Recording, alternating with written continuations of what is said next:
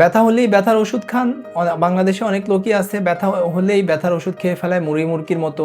এটা মোটেও ভালো অভ্যাস না। ব্যথার ওষুধ বেশি খেলে বিভিন্ন অর্গানে বিভিন্ন ধরনের প্রবলেম হতে পারে।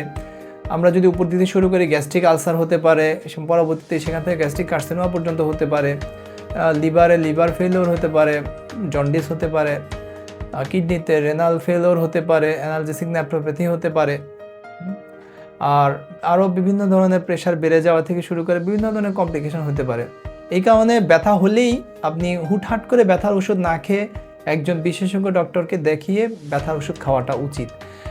কারণ সেই ক্ষেত্রে এক ব্যথার ক্ষেত্রে ব্যথার ওষুধের আছে, মাইল্ড, মডারেট, সিভিয়ার বিভিন্ন ধরনের আছে। সেই ক্ষেত্রে দেখে দেখে ব্যথার ওষুধ দেওয়া যেতে পারে এবং ডোজের যে বিষয়টা আছে সেটাও ঠিকঠাক করে দেওয়া যেতে পারে যে আমি এক্ষেত্রে কী ডোজে দিব।